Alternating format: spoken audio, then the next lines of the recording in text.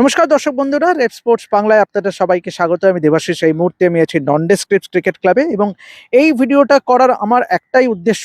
দেখুন, আমি গত কয়েক বছর ধরেই শ্রীলঙ্কা সফরে আসছি, মানে ভারতীয় দলের সঙ্গে, এবং আমার স্মরণে কিন্তু এরকম কিছু মনে নেই। এবং এখানকার যারা নন্ডেস্ক্রিপ্টস ক্রিকেট ক্লাবের মেম্বারদের সঙ্গে কথা বলে যেটা জানতে পারলাম যে ভারতীয় দল, শ্রীলঙ্কা সফররত ভারতীয় দল কিন্তু আজ পর্যন্ত কোনোদিনও নন্ডেস্ক্রিপ্টস ক্রিকেট ক্লাবে প্রস্তুতি ম্যাচ খেলেনি। এখন প্রশ্ন হচ্ছে, এটি কারা অর্গানাইজ করলো? এটা কি শ্রীলঙ্কান ক্রিকেটের তরফ থেকে ভারতকে কি বাধ্য করা হলো এইখানেই প্রস্তুতি ম্যাচটা খেলতে? আপনারা সবাই জানেন যে 7 তারিখ থেকে 3 দিনের প্রস্তুতি ম্যাচ আছে before the start of the 2 match test series. Bharat এবং শ্রীলঙ্কার মধ্যে 2টি টেস্ট ম্যাচ আছে, যার প্রথম টেস্ট ম্যাচটাই হবে গলে 15ই আগস্ট থেকে, এবং এখানেই এই ভেন্যুতেই কিন্তু 7ই আগস্ট থেকে 3 দিনের প্রস্তুতি ম্যাচ খেলবে শুভমান গিলরা।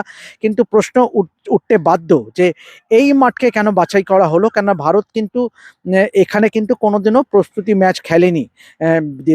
বহুবার ভারতীয় দল কিন্তু শ্রীলঙ্কায় সফর করেছে।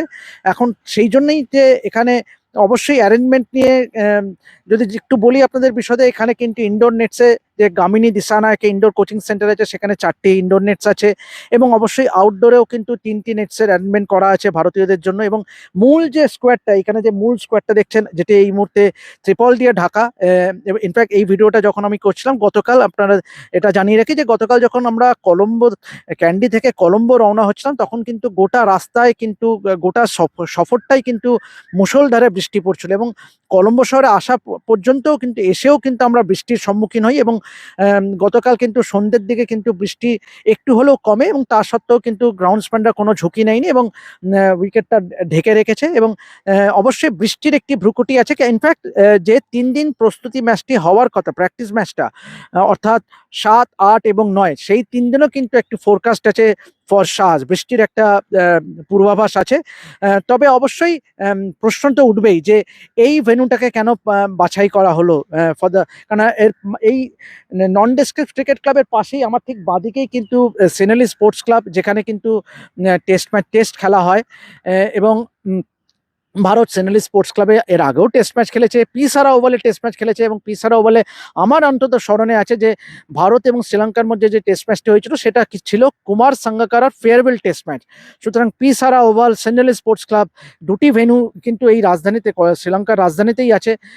তা সত্ত্বেও অবশ্যই আর প্রেমাদাসা স্টেডিয়ামে এখন আর লঙ্গার ফরম্যাটে খেলা হয় না। ইন্টারন্যাশনাল ক্রিকেটে শুধুমাত্র সাদা বলের ক্রিকেটের ম্যাচগুলো হয়, অর্থাৎ ওয়ানডে এবং টি20। কিন্তু প্রশ্ন উঠবেই যে নন ডিস্ট্রিক্ট ক্রিকেট ক্লাবে কেন ভারতের এই প্রস্তুতি ম্যাচটি রাখা হলো?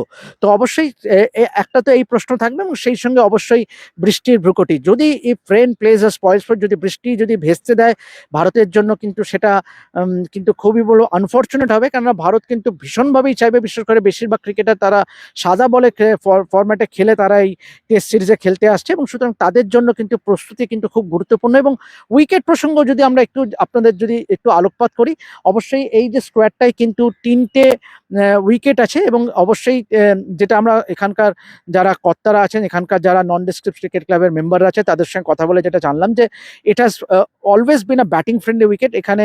এবং তার জন্যই কিন্তু ভারতের জন্য কি সেটা কি আদতে আদর্শ প্রিপারেশন হবে before the start of the test series? কেননা অবশ্যই গলে আমরা সবাই জানি it might just favour the spin bowlers, কেন প্রভাত জয়সূরিয়ার মতন বোলার আছে শ্রীলঙ্কার দলে। সুতরাং প্রস্তুতির দিক থেকেও কিন্তু অবশ্যই বৃষ্টির ভ্রুকুটি, বৃষ্টি কিন্তু ভেস্তে দিতে পারে 3 দিনের প্রস্তুতি ম্যাচটি। এবং সেই সঙ্গে অবশ্যই what was the reasoning behind choosing this venue for the practice game. তো অবশ্যই আমরা আরও বেশি হয়তো জানতে পারবো আগামী দিনে, এবং সঙ্গে সঙ্গে আপনারা সেই আপডেটটাও আপনাদের সামনে তুলে ধরবো। তবে ডেফিনেটলি আগামীকালই কিন্তু ভারতীয় দল কিন্তু চলে আসবে কলম্বো শহরে, এবং একদিন বিশ্রাম পরে 2 দিন হয়তো ভারতীয় দল ট্রেনিং করতে পারে, এবং তারপরে 7 তারিখ থেকে এখানে 3 দিনের প্রস্তুতি ম্যাচ। তো এই ছিল আপডেট। অবশ্যই শ্রীলঙ্কা এবং ভারতের সঙ্গে এই টেস্ট সিরিজ থেকে যাবতীয় আপডেট আপনাদের সামনে শেয়ার করব। অবশ্যই আমি এবং ভাইবাব এই মুহূর্তে আছি, এবং শুভায়ন এবং শ্রমিকদাও কিন্তু চলে আসবে।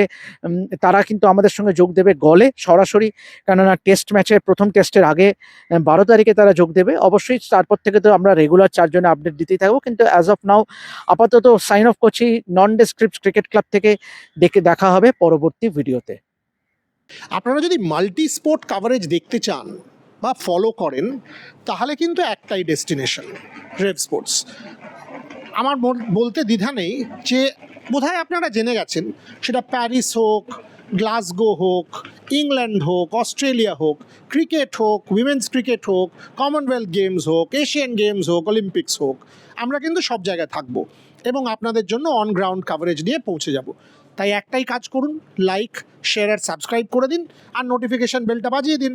তাহলেই আপনাদের একদম ঘরে পৌঁছে যাবে বেস্ট অলিম্পিক এবং ক্রিকেটের coverage. Like, share and subscribe red sports Bangla.